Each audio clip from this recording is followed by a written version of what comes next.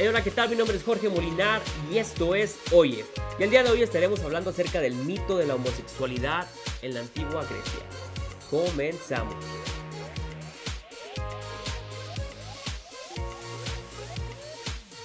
Después de haber leído tantos comentarios, artículos, visto tantas entrevistas, youtubers, llegué a la conclusión de que al parecer Grecia se ha convertido en el amparo argumental del movimiento LGTB. Claro, sin descartar el reino animal y sus prácticas instintivas entre machos.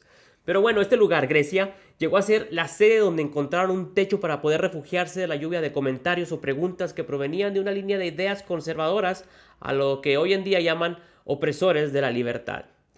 Lamentablemente, la respuesta que constantemente recibimos de parte de la LGTB, pero sí es más que evidente que la homosexualidad en Grecia existía, no es muy relevante a lo que se está discutiendo, pues en ningún momento se ha descartado la existencia de estos grupos y sus prácticas en culturas y épocas pasadas. Por lo que esta respuesta no favorece a su posición dentro del debate, ya que no se formula una pregunta que demande esta réplica. A lo que también nos da a entender que este argumento es desenvainado cuando no queda mucho que decir en una tertulia y que raramente son ellos quienes primero tocan el tema de Grecia. Pero bueno, ya que se ha abierto esta ventana temática de la antigua Grecia, generemos la pregunta adecuada. ¿Era aceptada la práctica homosexual bajo la óptica legal, moral y religiosa en Grecia? Veamos. Usted puede ir a una librería y comprar un libro de la literatura griega llamado Las Fábulas de Esopo. En las Fábulas de Esopo, el escritor asegura que Zeus colocó la vergüenza en el ano del hombre y que cuando alguien dejaba entrar a algún objeto por ahí, la vergüenza salía. Haciendo, por supuesto, alusión a una persona en específico de la sociedad que hoy se conoce como homosexual.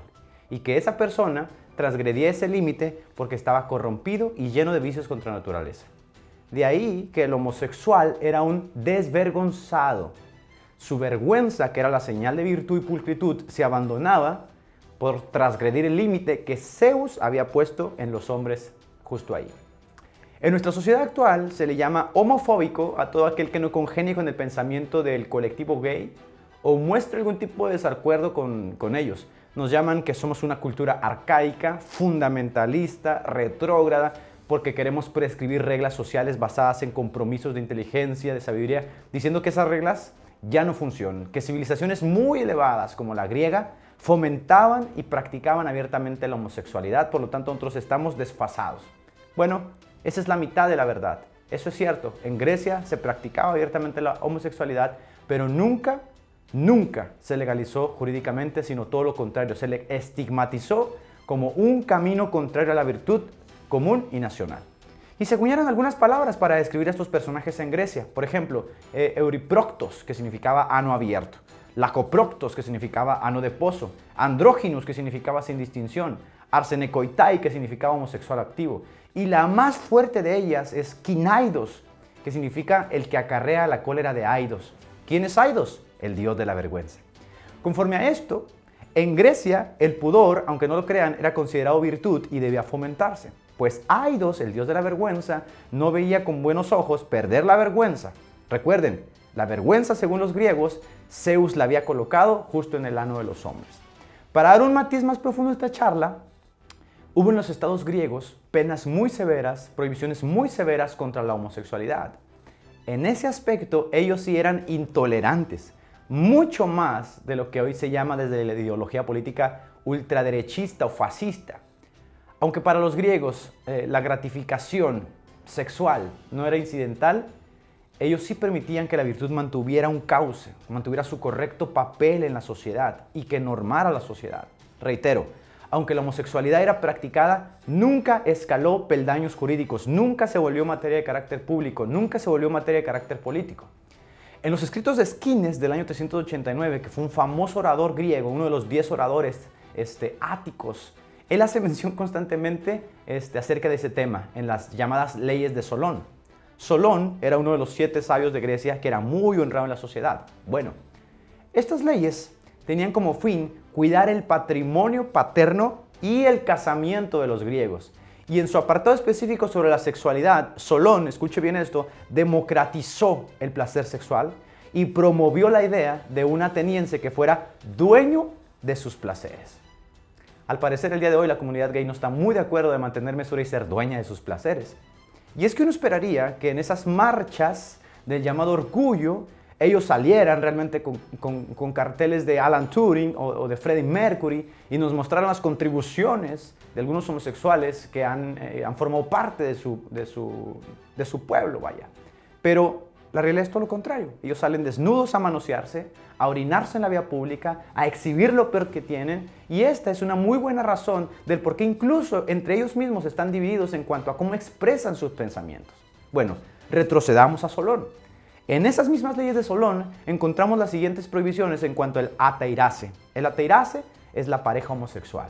Solamente para que te des una idea de que es falso y es un mito que en Grecia la homosexualidad era abiertamente aceptada. En esas leyes de Solón dice lo siguiente: si algún ateniense es encontrado con ateiraise, que es una pareja homosexual, no se le permitirán 5 cosas. 1. Convertirse en uno de los 9 arcontes que son servidores públicos. 2. Desempeñar trabajos de sacerdote. 3. Actuar como magistrado del Estado. 4. Desempeñar funciones públicas cualesquiera que sean. 5. Ser usado como heraldo, y la más fuerte: le tenían prohibido entrar a lugares purificados para la reunión del pueblo. De hecho, los escritos terminan de la siguiente manera: si alguno es encontrado en actividades sexuales contrarias a estas prohibiciones establecidas, debe morir. En los escritos de Esquines, la página 21.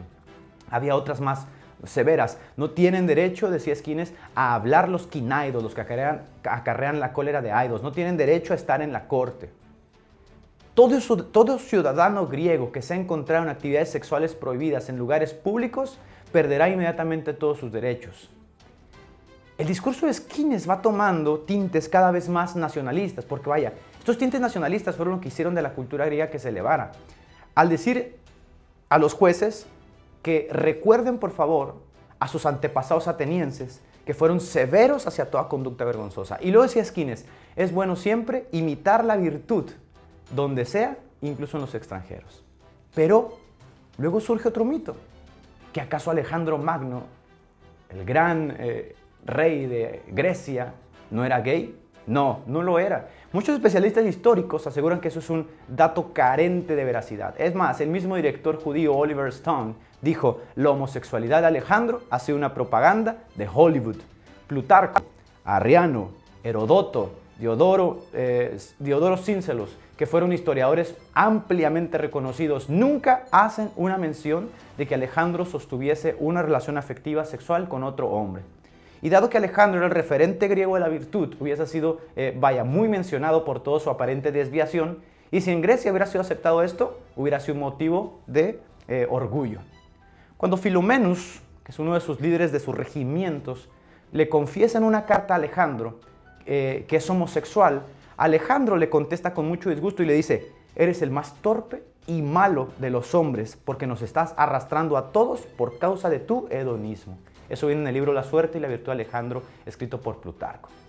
Otro asunto muy interesante, aparte de este, es que en una cultura europea, pagana, donde todas las actividades, cada oficio, cada momento de la vida, tenían su propio dios, o su propio patrón, o su propio protector, uno esperaría encontrar, particularmente en una sociedad donde supuestamente la homosexualidad era aceptada, uno esperaría encontrar una divinidad, un numen, algún espíritu referente a la homosexualidad, y no lo hay. O mejor dicho, sí lo hay, pero se trata de los sátiros, que eran daimones, demonios degeneradores que llevaban a cabo todas las perversiones imaginables para la mente humana, y que en Grecia no gozaban precisamente de buena fama.